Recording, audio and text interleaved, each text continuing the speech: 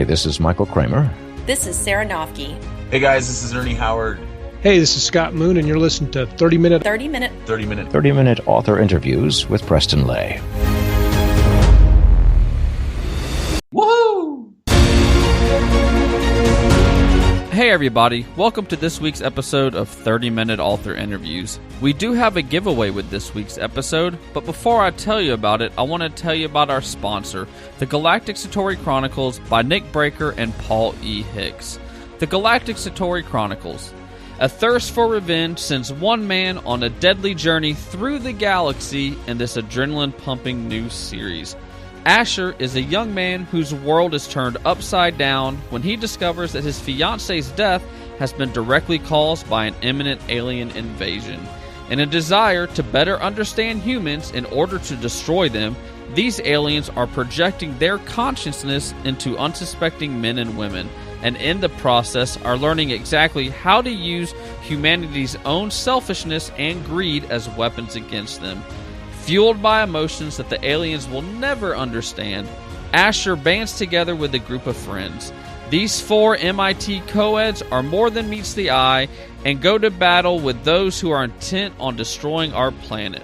Asher takes the fight from Earth to an alien spaceship and then to the very planet of the enemy trying to destroy them.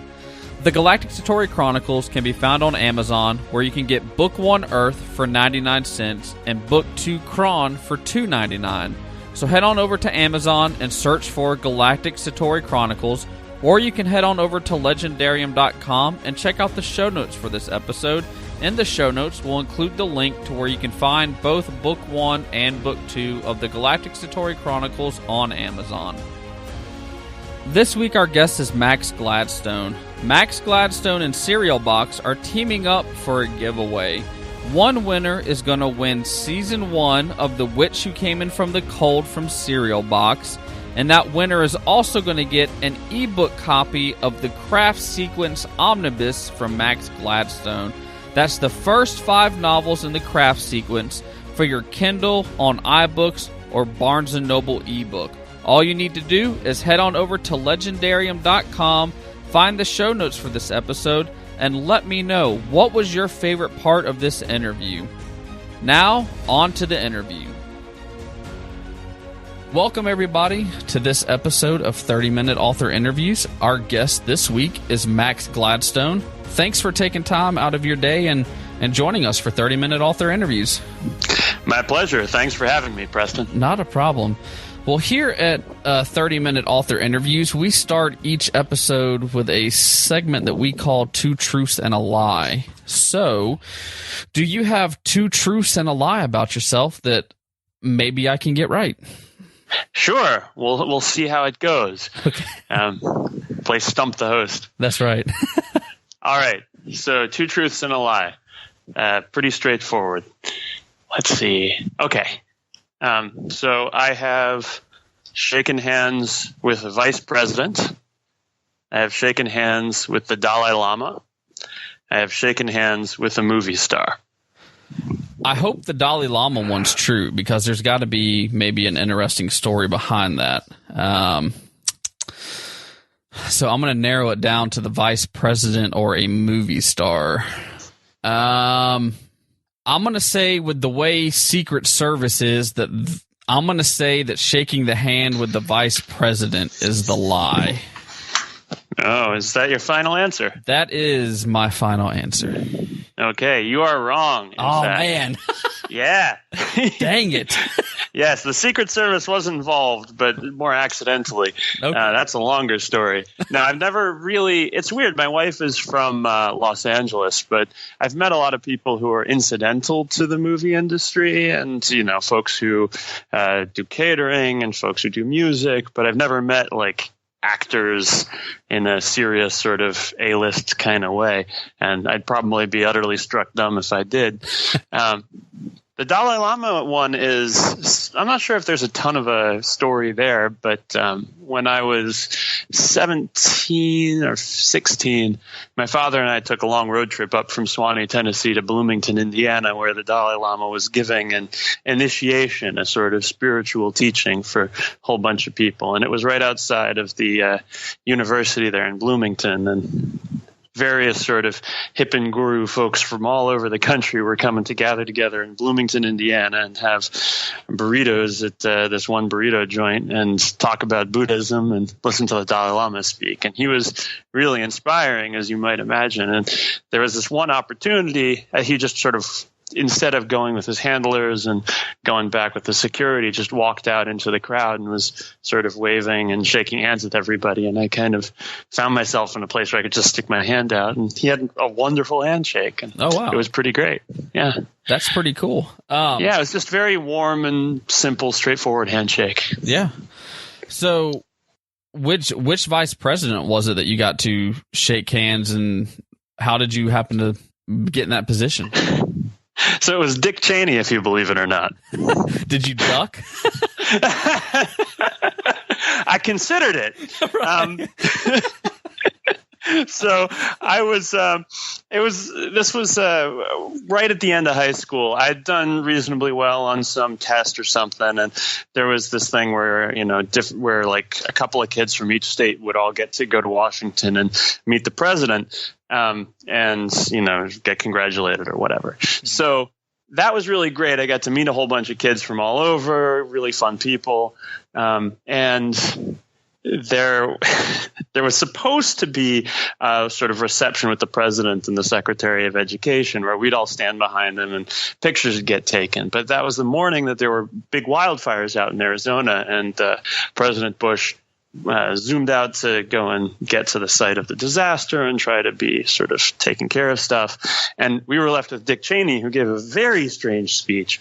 And I don't remember much about it, but it was very weird and was very sort of, drum beaten-y when, there's 100 high school students who are up on the podiums behind him, just looking increasingly confused as he went on. But the story with the Secret Service is because, of course, there's all the security that you need to go through if you're going to be at an event where the president or the vice president is.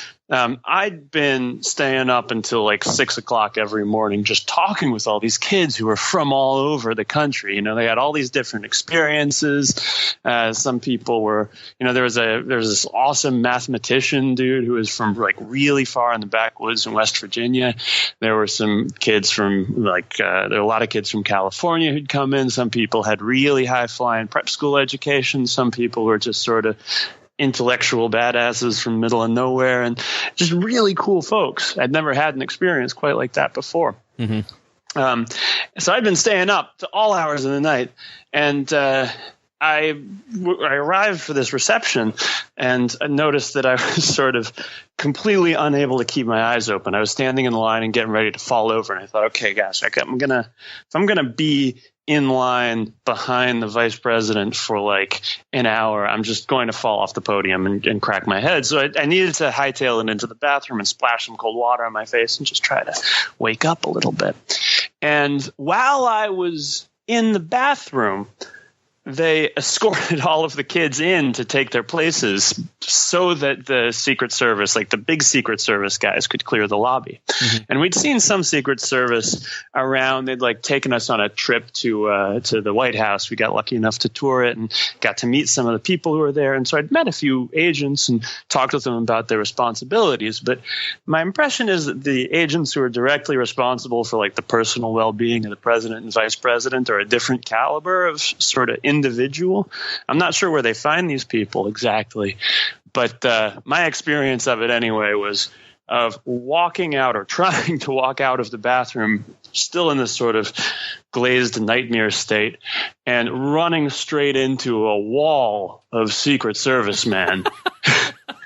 And like, I've never seen another human being who looked quite like this. He looked like one of the people from like the Batman animated series, the sort of the Bruce Timm series. People don't have necks. They just got kind of sort of trapezoids that go into bigger trapezoids. They're made of all sorts of like sort of slanty angles coming together. Their shoulders are – if you ever saw Emperor's New Groove, the Disney movie, there's a line where Kronk, Izuma's henchman, who's built like a standard sort of Disney heavy, right?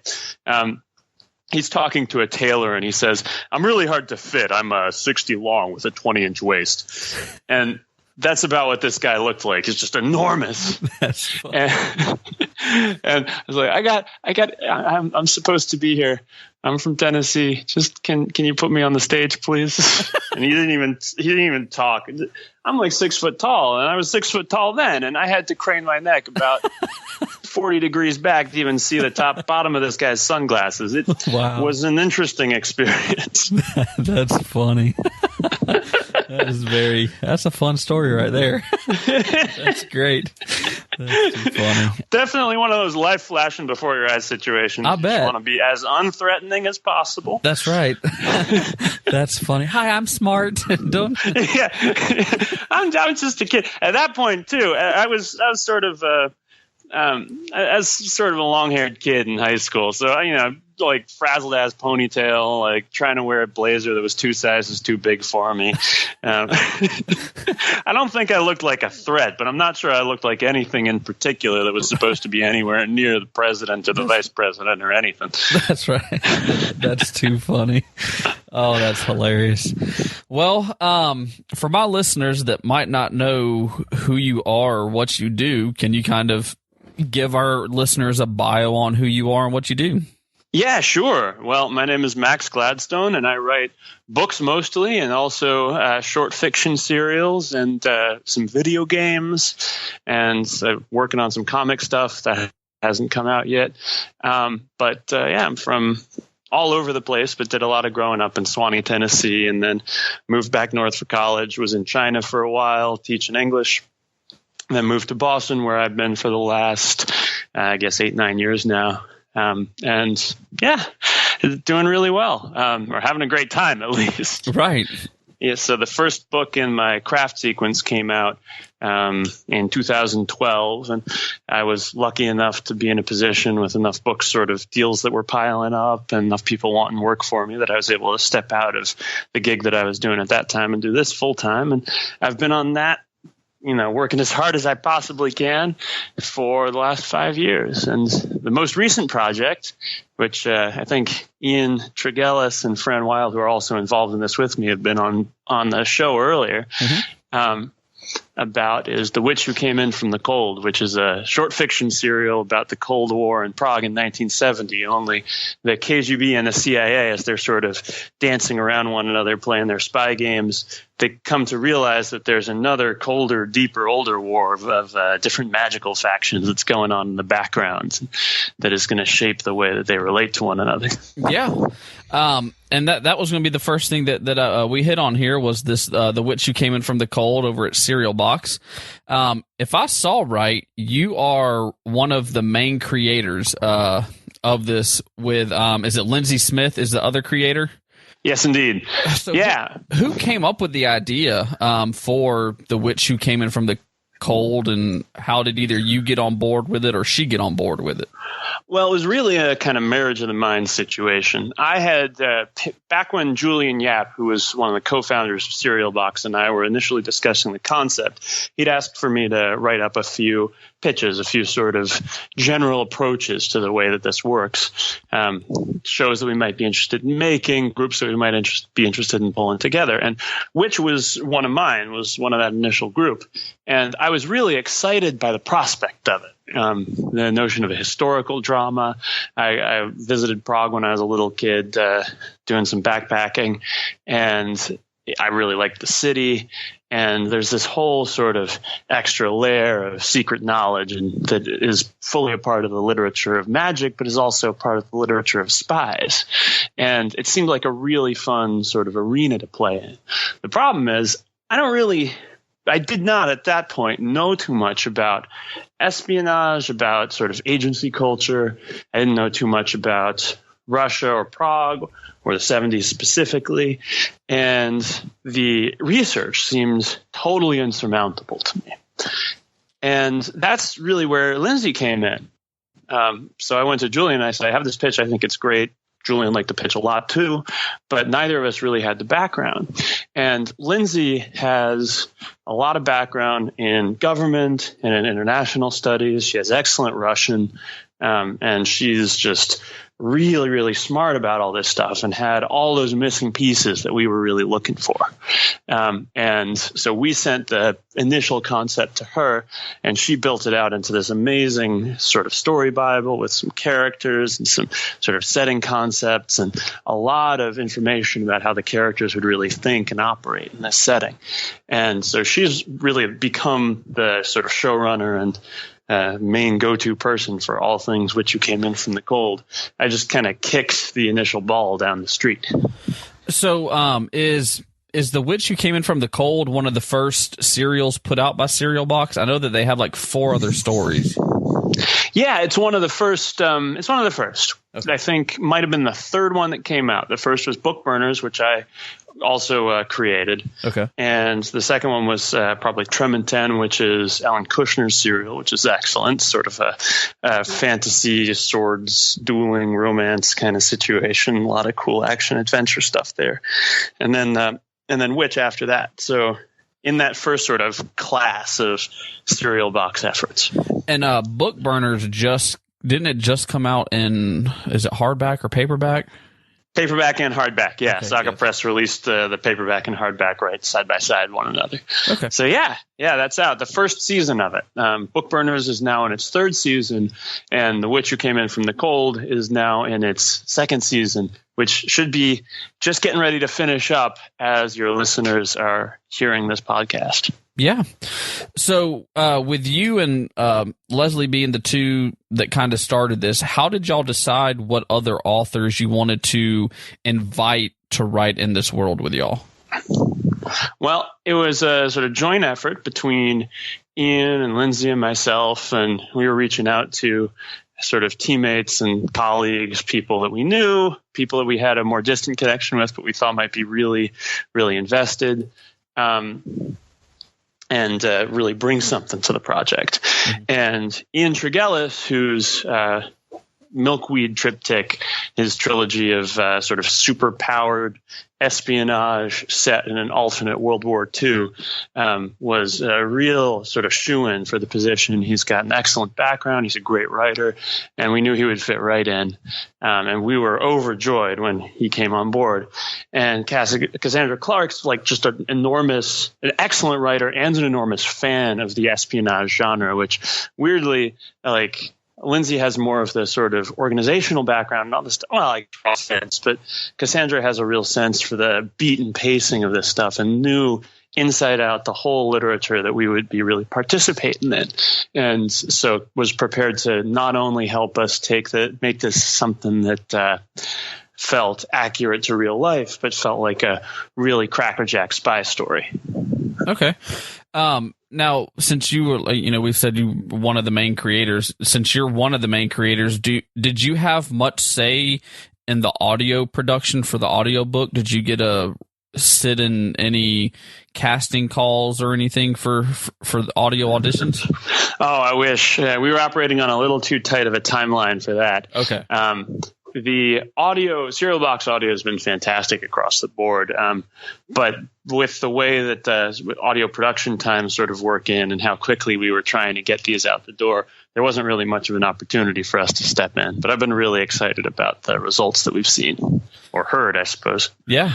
So what's the whole, I guess, from when y'all start writing a season, from when y'all first start writing a season to when the final episode airs, what's that timeline? It's pretty condensed by the standards of normal publishing. Usually, unless you're a sort of George R.R. Martin style superseller, it'll take about a year and a half for a book to get produced after it's handed in. So book takes the author somewhere between 6 and 9 months to write if they're a reasonably quick author, and then it enters the sort of publishing mill. There's this whole waterfall development process where there are a bunch of books that are kind of moving down the waterfall one after another. For Serial Box, we generally have about a year development process for each series, and that's from initial concept to publication. Mm-hmm. Or rather, getting all the writers in the same room. So there's the foregrounding work that happens where you have people running around and talking to one another and sort of brainstorming ideas and trying to get a room together. But once you have the writers and they're in the same place, it takes about a year. Okay. So the first year, we got together in, I think, sort of March or April. We were writing the season through the summertime, and then we had it all kind of wrapped around December, which gave everybody the 2-3 months of lead time that were necessary to pull the whole story together and make the audio entries, do editing. We have a really strong editorial process at Serial Box. Everything goes through a sort of developmental edit that's very rigorous. And then after it's been sort of edited and critiqued by all of the writers in the room in succession. And then there's a really strong copy edit too before it goes anywhere near the audio. Because of course, once it's in the audio reader's hands, then it's kind of set in stone. Right. Yeah. How many seasons do you think the Witch Who Came In From the Cold will run? Good question. Well, so we just wrapped our second season, which is pretty great and really exciting, strong build after and what I think was a great first season. And we have a clear sense of where the third season is going. And then beyond that, I'm not entirely certain. It'll really depend on what the natural sort of pace of the story becomes as we all gather together to really plot out the third season. In my experience with BOOKBURNERS, also the third season is the point where the overall narrative arc of the show becomes really clear, what needs to be done in order to give everybody a big satisfying payoff. Because we don't want this thing, any of these really, to just keep going until there's no interest and they get canceled. We want it to be a satisfying resolution for our readers. Yeah. That is true. Well, so far it's a fun read. It's a great listen. For those that don't know how Serial Box works, you sign up for each season, and each week you get a brand new episode. The Witch Who Came In From the Cold comes out on Wednesdays, and for $1.59 you get the ebook copy of that episode as well as the audiobook. And it's just a great quality. They do have an app for iOS, and I believe they're still working on an app for Android as well, but you can also download it on your computer, which is what I do until the Android app gets released. So definitely check it out. And for those that have been following along with season 1 and 2, do y'all have a time frame of when y'all are looking at releasing season 3? Season 3 will probably be coming out somewhere in very early spring or late winter of 2018. Okay. Sounds good.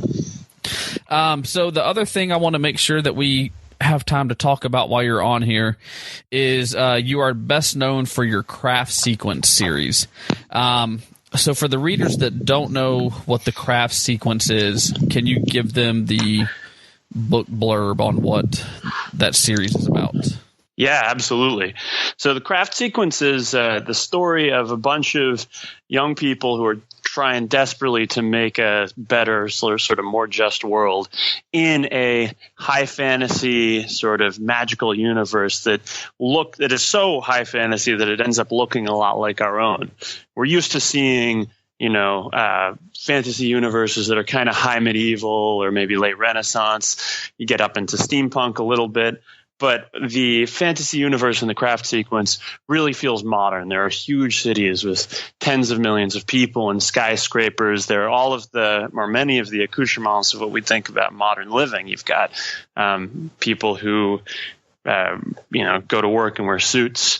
You have people who are dealing with student loans and dealing with all the sort of lock-in problems that you get in late modernity. So the first book is about a junior associate at an international necromancy firm who's been hired to resurrect a dead god. You see, you have a city that powers itself off of faith and off of the heat that's generated by the god of fire that lives at its heart. And the second book is a story about about a city in the desert that used to have gods who demanded human sacrifice, but they killed all those gods. They had a big revolution, and it was very successful, except now you're left with a problem. And once you kill the gods, who arranges for the rain to come to your city in the middle of the desert? So they have to go out and find more water. And the books are all sort of addressing problems like this. What happens in the world when you come to a point where humans have an enormous amount of power, enough power to really rearrange the way that things have traditionally happened, but they don't yet have enough wisdom or understanding to use that power well, and they don't have quite enough power to get away with using it poorly. Now, I just want to make sure I'm clear. When you say the first book, you're talking about the first one that you published, right? Yes, okay. Yes. For those that don't know, all the books take part in the same universe. Mm-hmm. And you have where they fall in the timeline in the title, but you have been releasing them not in chronological order. Yep. Was there a reason behind that? Well, I've been releasing them in, I guess, what I'd call storyteller order as opposed to chronological order. You know how you're sometimes telling a story and you get to a certain point where it's the logical way to tell the story just requires you to go back and say a little bit about what happened earlier. It wouldn't make sense to have started there because, you have the right place to start the story very clear in your mind. But you do need to go back and establish that. So I wanted to tell this story of a big and complicated world. And the best way for me to do that, I thought, was to start with a sort of straightforward narrative, pretty limited perspective. A character who's just trying to do a job, like Tara Abernathy, the heroine of my first book, is. And she has certain convictions about the way the world fits together, certain things she knows absolutely. And those are sometimes right and sometimes wrong. And over the course of the other books, we see the world from different perspectives, and we get a sense of really how it's fit together. And we get a sense of how much of Tara's certainties in 3 Parts Dead are just artifacts of the way she was raised and the kind of education she's had and the world that she's been exposed to. And she's been exposed to a lot of stuff, but not so much that she really understands everything that's going on. And jumping back and forth in time throughout the books is part of that sequence too, because sometimes you'll run into someone who thinks they know what history is, thinks they know what really happened in this city like 50 years ago and there was a big riot or something. But their memories, what they think they know, is sort of filtered through a long and rambling history that has many twists and turns. And some of those twists and turns are the way that people talk about history itself. Mm-hmm. You can live through an event. You can have firsthand experience of something big, of a riot or a revolution, or even of your own heartbreak. And 20 years later, you might have a real memory of that thing. You might have a real memory of that event. But you're also very likely to have accumulated stories about that event, stories sometimes that other people have told you about what happened. It's very easy to get the wool pulled over your eyes by compelling fictions that people make up about what happened when and why. And sometimes folks cling to that sort of story in place of fact, even in place of the evidence of their own eyes. They think, oh, this is absolutely how it was, but that wasn't really how it was at all. And that makes it sort of dangerous to be sort of living with your certainties in that way, to close yourself down. So the books are kind of about that. Frequently in them, we see characters dealing with problems that sometimes they themselves have set up 10, 20 years before, and dealing with the fact that they're inheriting a situation that other people have set up for them without necessarily knowing what the underlying reality of that situation might be. Now, I know that's getting a little weird, maybe. I apologize. No, it's fine. Now, I know that there are many articles written on this if you just Google it. Do you recommend? Is there a certain order that you recommend? Do you recommend the chronological order? Or do you recommend the published order? Well, I think probably the easiest way to read them is in published order.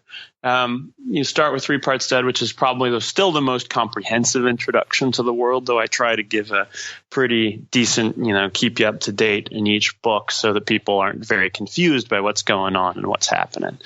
That said, publication order, or rather internal chronological order, has its own revelations and strangenesses. You'll run into characters and see, oh, wait a second, they're saying something different from what they said over here. What's that mean? I know people who've tried to read it in internal chronological order, but then gotten it wrong and read it in a whole different order, which has its own weird revelations. I mean, that said, I think I get probably a little bit better each book. I still feel really kindly towards Three Parts Dead, and I keep picking it up and being stunned by some of the stuff that I managed to get in there. But my technique does improve and broaden a little bit from book to book. Okay. So if you start at Three Parts Dead, it's going to be a slow but solid upward trend, where I don't know if the same would be true if you'd go in some other order. So probably publication order, but okay. I think really whatever you happen to pick up at your local bookshop. Part of the reason I wrote it this way, outside all the theoretical stuff, is I used to go into the bookstore and be looking at Terry Pratchett on the shelf.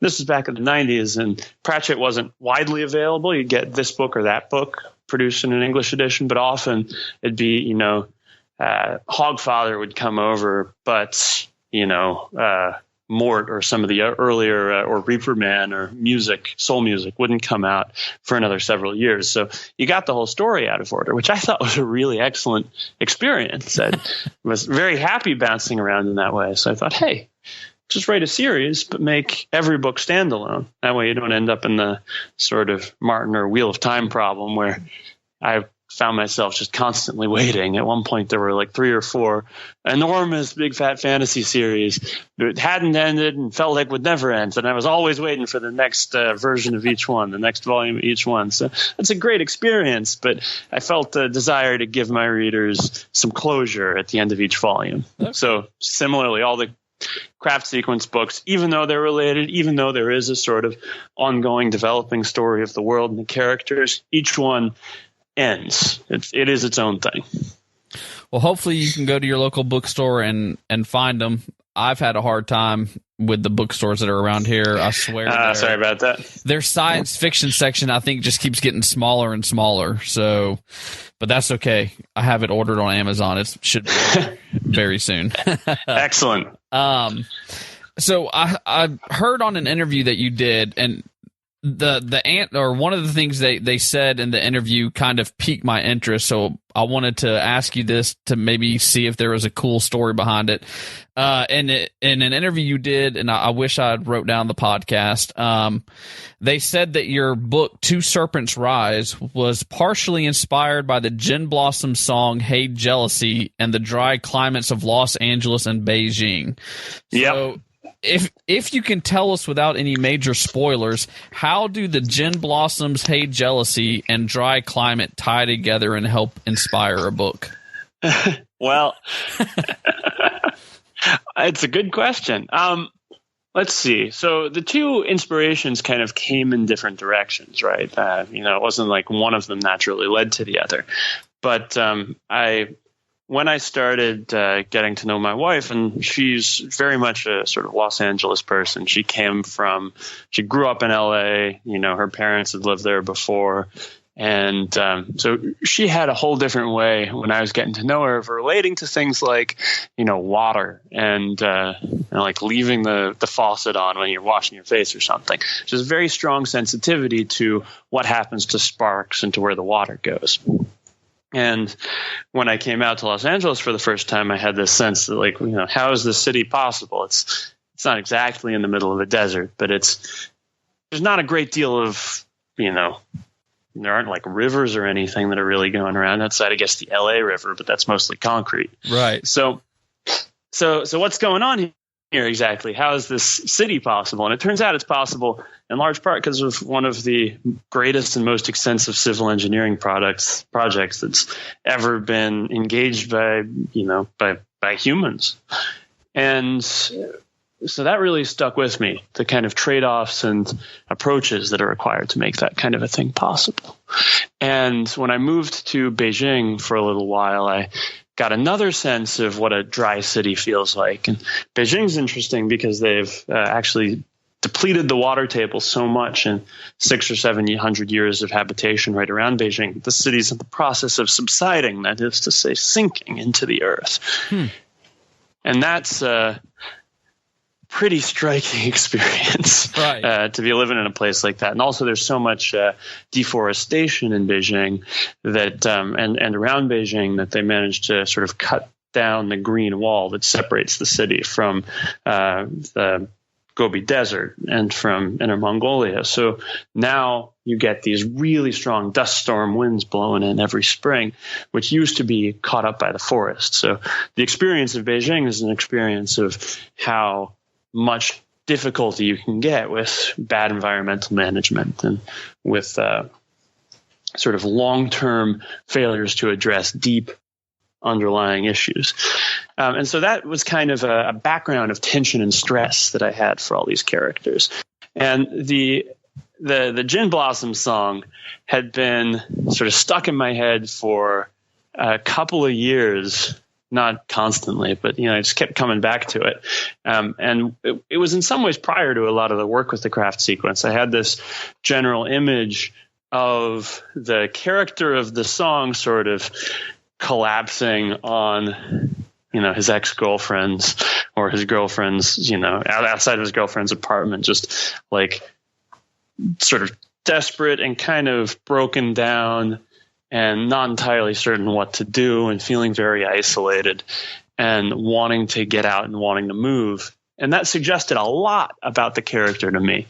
Suggested that it was this kind of story that you could only really tell in a modern setting, and as like in the sort of late 90s, early 2000s kind of setting, because there's a character who has an enormous amount of ambition, enormous amount of sort of romantic vision, but's living in a world where everything seems way too complicated and way too tight, way too bound in to exercise any of that. He feels very alone in a lot of ways, and the vision for him, the thing that he can envision that makes sense and that pushes him beyond, is this vision of kind of riding around the town with his ex-girlfriend. So you get a history there of sort of noble deeds and grand action, and then a present in which those things seem very hard to grasp. And that was a fascinating character to work with. And I kept turning that over, and a lot of the impulses that became Caleb came out of that. And so that's kind of the seed. Those two things come to be the seed of Two Serpents Rise. Okay. And yeah. And then the sort of girlfriend character is kind of sort of where Teo comes from in Two Serpents Rise, though. Like obviously her character changed immensely. I realized pretty quickly as I was putting these people together that like the long-suffering friend is really what we're talking about here. Somebody who's way too practical to give, like to care really about this guy's sort of striving vision, but really likes him and wants good things for him. And so is sort of perplexed as to what do you do with this moron who just showed up drunk on your doorstep at 4 a.m. There we go. Do you remember where you were or how your initial idea for the craft sequence came about? I do. There are a couple layers of it. The short version is I had started working with some NGOs in China, and the more work I did in the NGO sort of sector, the more NGO specter. That's something for the books there. The more work I did in the NGO sector, the more I came to feel that I'd kind of been misled about some fundamental underpinnings of the universe. I'd kind of grown up in a family, and then a general sort of liberal consensus, right, where you have the sense that industry, broadly speaking, is this sort of deeply exploitive, crazy system that's going around destroying the environment and killing people and all that kind of stuff, just destroying the land. The sort of Captain Planet vision of how it all fits together. And then you've got, I guess, sort of set against that, like, I don't know, some just knights who work for the Sierra Club or whatever, whose job is to try to go around and keep everything together. Sort of heal the damage that society causes. And that's sort of true, but those people, like the NGO sector, also needs to get its money from somewhere. So there are all these donor relations people who go around basically convincing incredibly rich folks and these same organizations that are running around doing a lot of the destroying to give them money to go and patch it up. So it's a much more symbiotic system than it seems at first glance.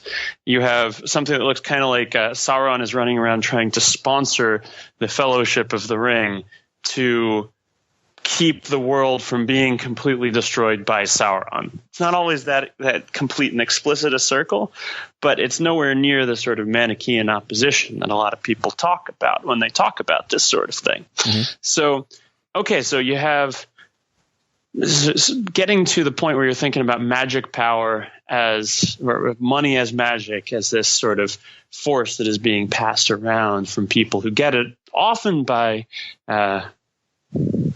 somewhat illicit or at least deeply morally questionable means to people who don't have it but can use it to do stuff that's sort of necessary for the continued survival of the species was one that really interested me. And then when I came back from China, I was looking for work during 2008 about when the stock market fell apart.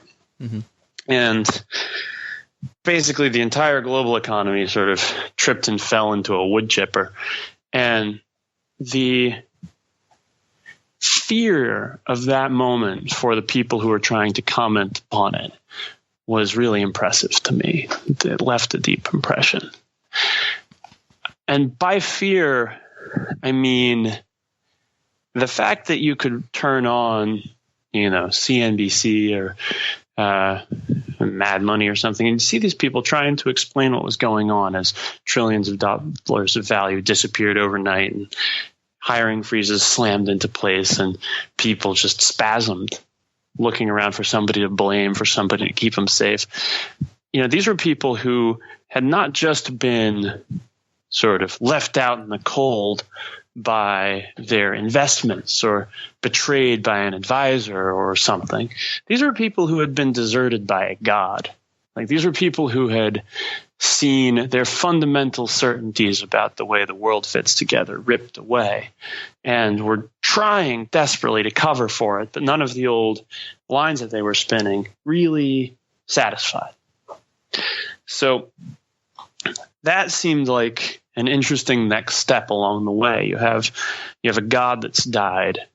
You have, and in many ways, a corporation resembles a god, especially if you look at it in kind of Pratchett-ish or sort of old school Dungeons and Dragons-esque kind of way, where a god's power scales according to the number of worshippers and is a manifestation of people's beliefs. So you have gods as a kind of network effect of community. Yeah, so you have this sort of corporate god, this sort of immortal, immaterial, ostensible person in American law that has an enormous amount of impact, not just in the services that it provides, but in the livelihood that it provides for the people who work for it, in its role in the economy, all this stuff that in its role in a local community where a lot of people work there. So all this stuff that is often forgotten when we start talking about just very big abstract dollars and cents economics. How does this work? Mm-hmm.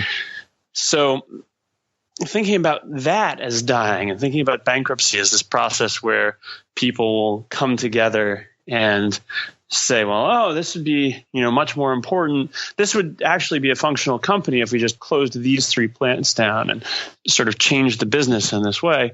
Well, okay, great.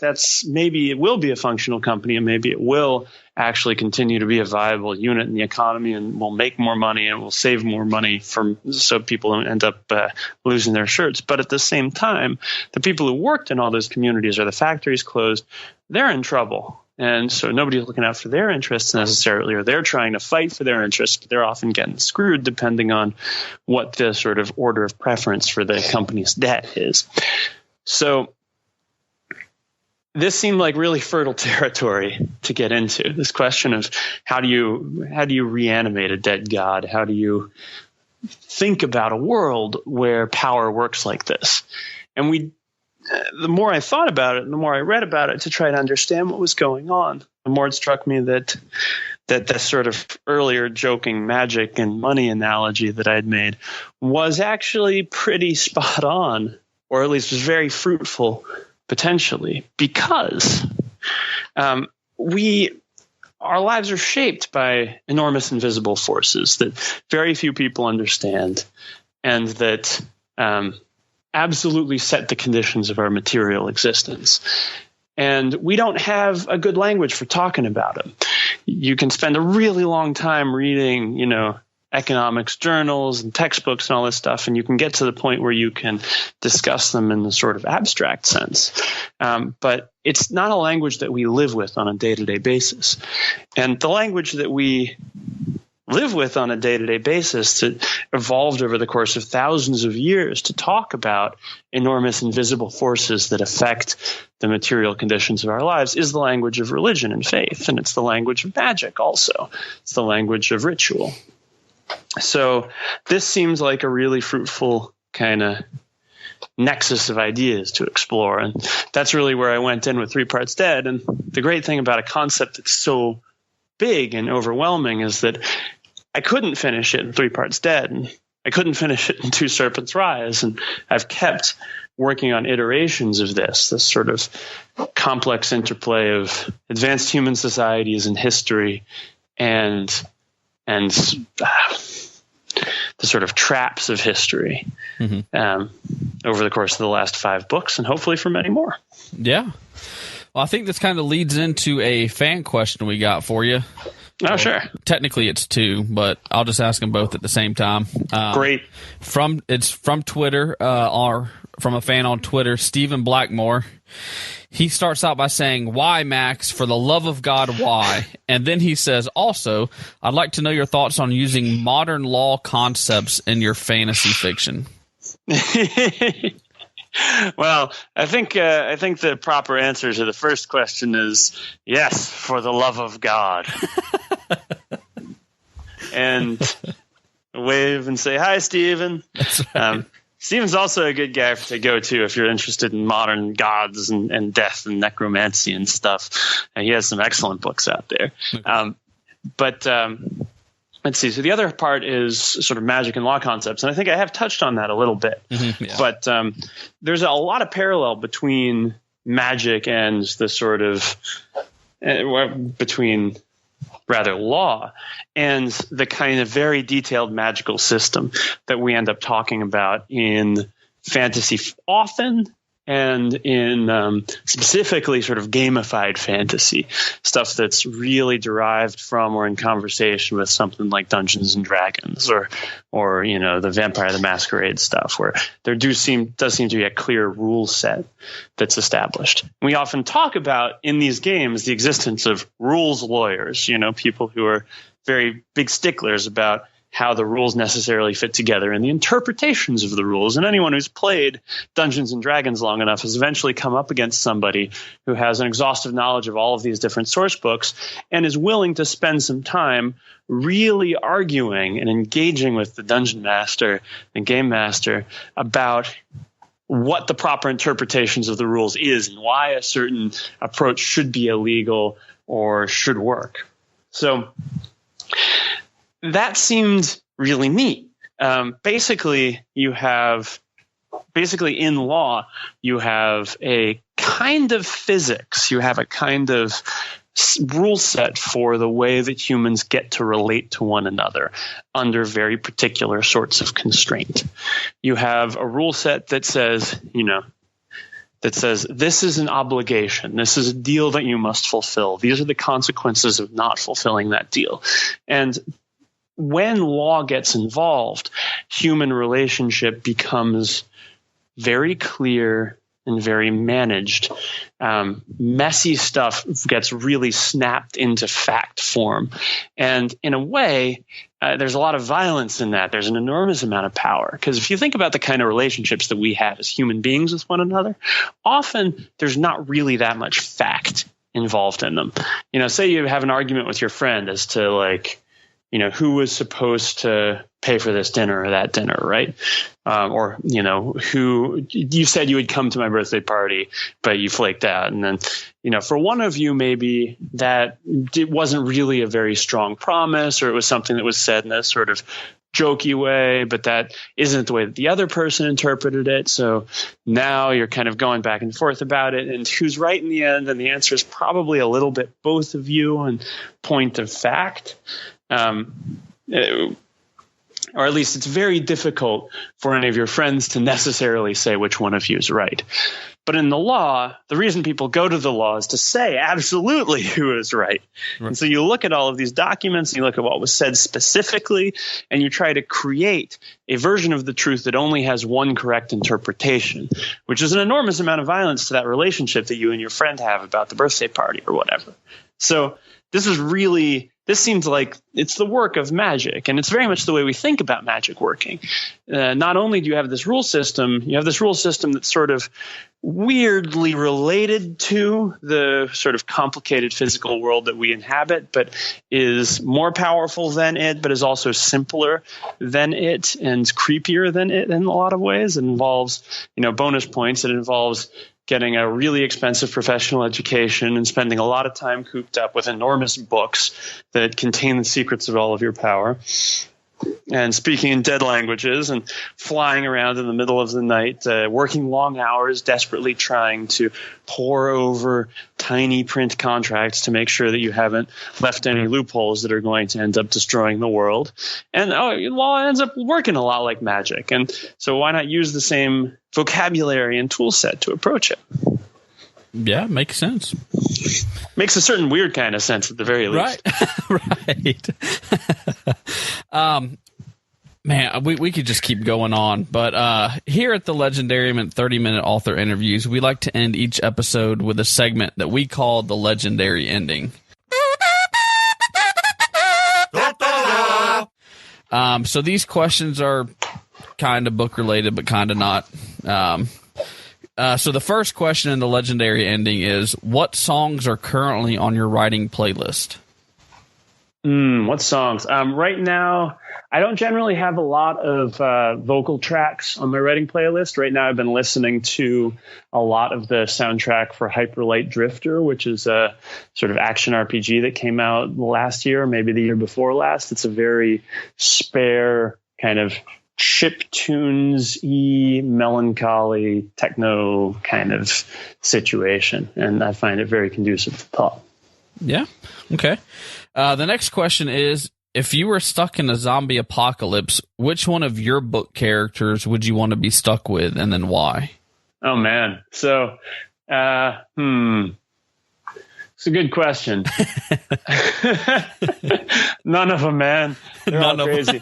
I mean, probably Tara would be the safest bet. She'd know what to do with all of the zombies and is like basically rock bottom decent human being. She's not the most powerful character in the game in the series, but at the same time, the ones who are more powerful might have dramatically diametrically opposed objectives to keeping me alive, and some of them might want to kill me on general principles. So I'll go with Tara.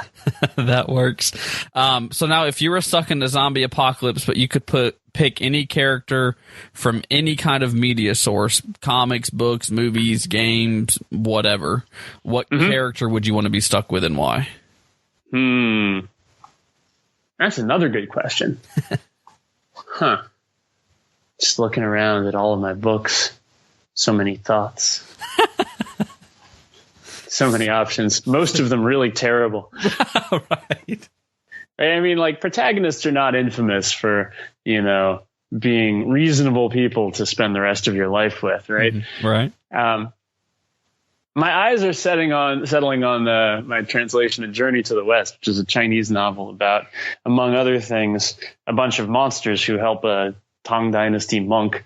He'd go to the Western Heaven, to India, that is, to seek for scriptures. And the main character in that sort of is this dude Sun Wukong, who's a monkey who's mastered enormous amounts of magic and kung fu and is kind of rambunctious and wild cat, but is a really, really sort of good fighter and just fun to be around.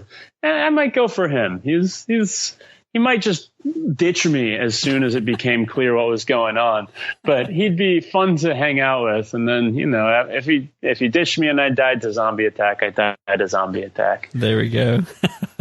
Now, if you had a time machine, where would you travel and why? Ooh, forward, man. Always forward. Yeah. Got to figure out what's going on. Okay. And if you could have one superpower, what would it be and why? One superpower. Probably teleportation. And why is... This is just pretty basic. I really like traveling, and I really like seeing friends. And it's very hard to do that, especially when your friends are all over the country, and it's hard to, you got to take all of this very careful time away from your job and your other responsibilities to schlep all the way across the country and see them. It'd be great to just be able to pop into, when my buddy Steve lives in Portland now, pop over there for an afternoon, play some Magic, come home, pop down to Brooklyn to see my buddy Dan. I would go home to to Tennessee to actually, see my nephews a little bit more than once or twice a year. Mm-hmm. It'd be great. And it'd save you a lot of money and time and energy. Right. It'd also just be fun to teleport into the kitchen for a snack or blink down to the library to get a book. So much fun. I believe Ian Tregillis had the same answer, but I think his main reason was because I forget how long it was, but his commute to work every day is unreal. I mean, I think it's did he say an hour and 10 minutes one way to get that into doesn't work? Surprise me at all. So, yeah. So I'm going to ask a couple questions I haven't asked in this segment in a while. So one of them is, what do you think one of the most underrated books is? Underrated. The question that I would, that's a question that I'd often counter by saying underrated by what margin, but a book that I think is massively underread at the very least. Generally, Roger Zelazny's books, I think, are massively underread by people today. And there are some of his books that are really standout classics that people will talk about in the field. They'll talk about Lord of Light, which is probably my favorite book of his, and they'll talk about Creatures of Light and Darkness, which is this really weird, cool stylistic experiment that he only published because Chip Delaney apparently demanded that he publish it. But I'd say in the late 80s, early 90s, he wrote, and Gahan Wilson illustrated, a really amazing book called A Night in the Lonesome October, which is what happens when in the late 19th century, all of the horror characters that you could possibly imagine, like all the Dracula and the Wolfman and Rasputin and there's some witches and Jack the Ripper, all these people all gather in a tiny village a little bit outside of London in order to perform some kind of crazy ritual. And it's unclear what they're trying to do. Some of them are trying to do something and some of the rest of them are trying to stop it. But at the beginning, it's very vague. And the whole story is told from the perspective of their pets, and specifically from Jack the Ripper's dog, Zangle. And it's amazing. It's so much fun. It is a light, joyful book. It comes sort of late in Roger Zelazny's career, as he had been doing a bunch of stuff that was sort of, it was not in my opinion anyway, it was not at least at the level of Lord of Light, but it just came as a bolt in the blue sky, and basically nobody's read it. And I really want everybody to go out and give it a shot because it is just so great. I'm definitely going to have to check that one out. Please do. I will. Do you have a favorite line that you've written? And if so, what is it? There are a lot of good lines in there. There are a lot of good lines in the sequence. The first line of Three Parts Dead is probably the one that stands out to me, though, just because it really clicked and so much has come from it. And that's just God wasn't answering tonight. Okay. Yeah. And so for the question that we're kind of famous for here, a penguin walks through the door right now wearing a sombrero. What does he say and why is he here? Well, I can't tell you the answer to that question specifically, but I can tell you some other things about the penguin. Okay. I can tell you that the penguin is holding a martini glass, and that the thing that I say when I see the penguin is, that almost made sense. And then we all explode. There we go. And then before we leave, do you have any advice, whether it be for writing or for life, that you would like to share with our listeners? Oh, man. Stretch a lot. Stretch a lot. That works. Where can our listeners go if they would like to learn more about you and your stories and books that you've written? All right. Well, I have a website, maxgladstone.com, and that's got a little bit about me. It's got my blog, which I update less often than I used to, but it's still there. And it has links to all of my books and all of my creative projects. If they want to interact with me, probably the best place is on Twitter. I'm just at Max Gladstone, very simple. Mm-hmm. And all the Serial Box stuff we've been talking about, you can find at serialbox.com. That's SERIAL box.com. Sounds good. And what can your readers expect from you in 2017? 2017. So second season of which is out now. Third season of BOOKBURNERS is going to be coming out this summer. I have another book in the craft sequence called The Ruin of Angels, which is sort of set a little bit after the events of the first 5 books and kind of continuing forward in the chronology. And I'm really excited about that. That comes out in September, I think, early September. And a couple of other pieces of short fiction and incidental projects that'll be coming along. Nothing that I can talk about in great detail right now, though.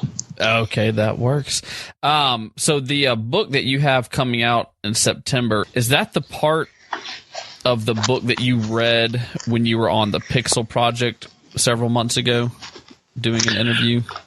I think so. If you remember that one. Yeah, I think it was. 5 or 10 minute reading, and it took place on a beach. Yep, that's the one. Okay. Well, we will link to everything that we've mentioned in the show notes over at Leigendarium.com. Thank you for taking time out of your day and coming on 30-minute author interviews. We appreciate it. My pleasure. Thanks so much for having me.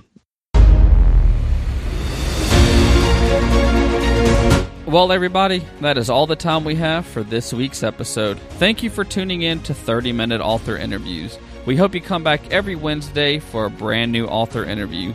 And don't forget to head on over to Leigendarium.com. That's LEIGHGENDARIUM.com. And check out the show notes for this episode. In the show notes, you're going to find the giveaway from Serial Box and from Max Gladstone, where one winner is going to get Season 1 of The Witch Who Came In From the Cold, and you're going to get a copy of the Craft Sequence Omnibus, an ebook from Max Gladstone. That's the first 5 novels in his Craft Sequence. And you'll also find the link to our sponsor, the Galactic Satori Chronicles. And we'd also like to thank a few of our Patreon subscribers. We would like to thank Nick Breaker, Diane S. Loftus, Third Scribe, and Maggie Stewart Grant. They are supporting 30-minute author interviews through Patreon, and they're also receiving the very special Patreon-only podcast called 10 Questions With. So visit patreon.com/legendarium and find out how you can support 30-minute author interviews as well. Until next time, stay legendary.